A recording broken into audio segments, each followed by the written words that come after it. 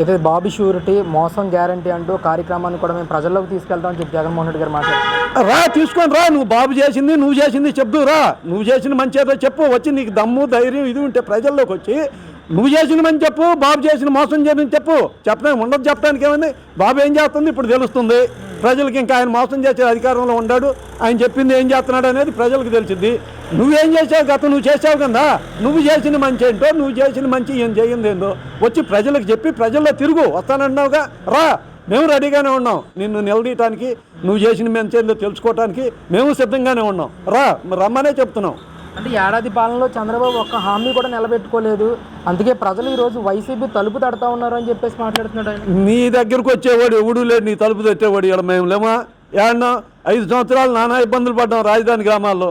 5 సంవత్సరాలు ఎక్కడ ఏ ప్రజా ఉద్యమం కూడా జరగల. 5 సంవత్సరాలు నీ గవర్నమెంట్లో 5 సంవత్సరాలు ఉద్యమం చేసాం, జైళ్ళు పోయాం, ఏంది కోర్టుల చుట్టూ తిరిగాం. మరి ఇంకా ఏం చెప్తావు నువ్వు వచ్చి ఇక్కడ? రా, ప్రజల్లోకి వచ్చి చెప్దు రా, నువ్వు చేయని అన్యాయం అంటూ ఏదన్నా ఉందో సామాన్య మానవుడిని అడుగు, ఎవరినైనా సరే. నీ పార్టీ వాళ్ళని వచ్చి చెప్పమను నిర్భయంగా, నీ పార్టీ వాళ్ళు మా నాయకుడు ఇది మంచి చేశాడని చెప్పు.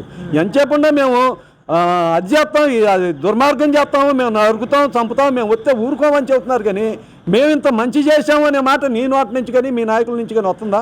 మేము గత గవర్నమెంట్లో మేము ఇంత మంచి చేసాము, ఈ పనులు చేసాము, ఈ గవర్నమెంట్ ఈ పనులు చేయట్లేదు అని. నువ్వు రోడ్డు బాగు చేసావా, లేకపోతే మందు రద్దు చేసావా, లేకపోతే దోపిడీలు ఆపావా, దొంగతనాలను ఆపావా? నువ్వు దేన్ని ఆపావు? చివరికి ఆడపడుచుల మీద అత్యాచారం, నీకు దగ్గరలో జరిగిన అత్యాచారాల మీద కనీసం వాళ్ళని, సరే అత్యాచారం జరిగేటప్పుడు ఎవడో ఆపలేడు, కనీసం జరిగిన తర్వాత వాళ్ళ మీద శిక్ష తీసుకున్నావా? ఎవరినన్నా అరెస్ట్ చేసావా? ఏదన్నా ఒక్కసారి జరిగిందా?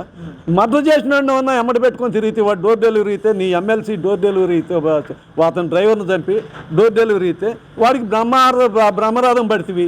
ఇక్కడ చూస్తే పల్నాడులో మరి ఒక ఎమ్మెల్సీని 2 లాయర్లని వాళ్ళ దౌర్జన్యంగా వాళ్ళని చంపడానికి ప్రయత్నం చేస్తే, వాడు బోరుగడ్డ అనిలో ఎవడో వాడే అనుకుంటా, మరి వాడు అంత పెద్ద బరిసి తీసుకొని కారుని అద్దాలు బాగాలు కొట్టి పొడుతుంటే, తుర్కా కిషోర్ మరి అతనికి నువ్వు ఊళ్ళో ఏదో పోస్ట్ ఇచ్చావు, పదవి ఇచ్చావు, అధికార పదవి ఇచ్చావు.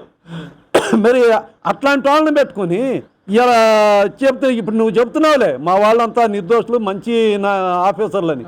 మంచి ఆఫీసర్లు అయితే ఆమెను బొంబాయి నుంచి తీసుకొచ్చారయ్యా వాళ్ళు, విశాల్ గున్ని వాడు కాంతిరాణా టాటా అని వాళ్ళు. మరి వాళ్ళు ఎట్లా ఐపీఎస్ చదివారో ఏమో, ఆమె బొంబాయిలో యాక్షన్ చేసుకోవటం ఏంది? అది ఏం కేసో ఏందో సామాన్య ప్రజలకు ఇవ్వాలి కూడా తెలియట్లా. మరి మాకేం అర్థం కావట్లా. ఆమెను ఆడ తీసుకొచ్చి ఇక్కడ కూతవేడు దూరంలో నీ పక్కనే మరి కొండపల్లి కిల్లా అదే మన గెస్ట్ హౌస్లో పెట్టుకొని మరి ఆమెను పాపం ఎంత నానా ఇబ్బంది పెట్టారు వాళ్ళ కుటుంబాన్ని తీసుకొచ్చి. మరి ఇంకా వాళ్ళ ఆఫీసర్లు మంచి ఆఫీసర్లు ఎట్లా?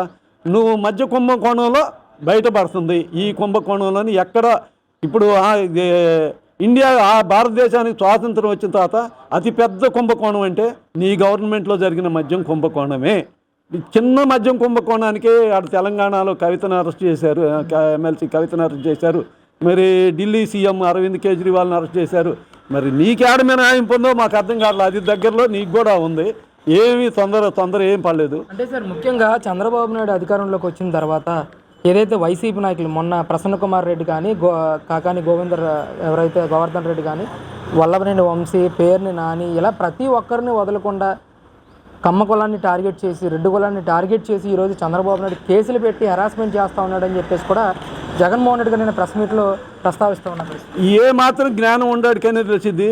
చంద్రబాబు నాయుడు ఏనాడు కూడా ఏ కులం పేరు ఎత్తలో ఒక కులాన్ని సపోర్ట్ చేయడు, ఒక కులంగా మాట్లాడు. ఆయన అసలు కులంగా మాట్లాడు. నువ్వు వచ్చిన తర్వాత ఈ కులజాడ్యం పట్టించావు. మీ నాయన కొంతవరకు అలవాటు చేశాడు, దాన్ని నువ్వు పూర్తిగా అలవాటు చేసావు. ఈ కులజాడ్యం మీ దగ్గర నుంచే పట్టింది. కానీ అంతకుముందు ఉన్న రెడ్డి నాయకులు కానీ ఎవరు కానీ, విజయభాస్కర్ రెడ్డి గారు కావచ్చు, సంజయ్ రెడ్డి గారు కావచ్చు, మరి జనార్దన్ రెడ్డి గారు కావచ్చు, విజయభాస్కర్ రెడ్డి గారు కావచ్చు, ఆయనగా ఎవరో కూడా ఈ కులాల జోలికి, ఏ కులం జోలికి ఎవడు బాల, ఎవడు ఫలానా కులంలో పుట్టాలని ఎవడు కోరుకోడు, ఫలానా కులం అని ఎవడు తెలియదు. అది పుట్టినాక తెలిసిద్ది. ఏ కులంలో ఎవరైనా పుట్టవచ్చు. అన్ని కులాల్లో మహానుభావులు ఉన్నారు, పరమ దరిద్రులు ఉన్నారు. నీలాంటి దరిద్రులు కూడా, నీలాంటి పనికిమాలిన వాళ్ళు అన్ని కులాల్లో ఉంటారు. ఏ కులంలో కూడా ఒక కులం మంచి గొప్ప కులం, ఒక కులం పనికిరాని కులం అని చెప్తే వాడంతా పనికిమాలినాడు, మూర్ఖుడు ఎవడు ఉండడు. అన్ని కులాలు ఉంటేనే సమాజం. ఈ కుల వ్యవస్థ ఎప్పుడో పెట్టారు, అన్ని కులాలు ఉంటాయి.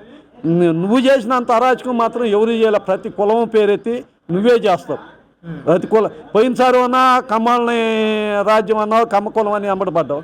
ఇప్పుడు అన్నా చంద్రబాబు నాయుడు మా పార్టీలో కమ్మాళ్ళు ఉంటే నీకేమైంది అని మాట్లాడుతున్నావు. మరి అన్నీ నువ్వే చెప్తున్నావు. మరి నిన్ను గురించి అసలు నువ్వు ఒక పిచ్చోడు అనాలో, ఒక శాడిస్ట్ అనాలో, ఒక తిక్కలోడు అనాలో కూడా మాకు అర్థం కావట్లేదు. ఆఖరిగా 2029 ఎలక్షన్కి ముందే 2 సంవత్సరాల ముందు నుంచి పాదయాత్ర చేస్తాను, ప్రజల్లోకి వస్తాను, ఖచ్చితంగా ఈరోజు తప్పుడు సంప్రదాయాలతో వెళ్తా ఉన్న ప్రతి ఒక్కరిని, అధికారులైనా నాయకులైనా వాళ్ళందరినీ కూడా బోనెక్కిస్తాను, సినిమా చూపిస్తానని చెప్పేసి మాట్లాడుతున్నారు.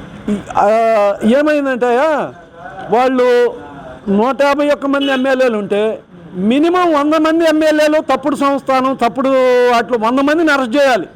ఇప్పుడు ఆ తప్పులు చేసిన వాళ్ళందరినీ అరెస్ట్ చేస్తున్న తలకి ఒక విధమైన వాళ్ళకి అలజడ బయలుదేరింది వైసీపీ పార్టీలో. ఎందుకంటే రోజు ఒకళ్ళని అరెస్ట్ చేయాల్సి వస్తుంది. వాళ్ళు చేసిన తప్పులు అట్లా ఉన్నాయి. మరి అంతా దొంగలందరినీ అరెస్ట్ చేయాలి కదా. ఆ రకంగా అరెస్ట్ చేస్తున్న తలకి ప్రజల్లో ఇక మమ్మల్ని ఇట్లా అరెస్ట్ చేస్తున్నారు అని ప్రజల్లోకి వెళ్తామని చెప్పి ప్రజల్లో ఒక విధమైన క్రియేట్ చేస్తున్నారు. క్రియేట్ చేసినా నమ్మరు. ఎందుకంటే మీరు అంతా దొంగలు. ఎవడు ఒక్కడ మంచి నాయకుడిని చూపించా?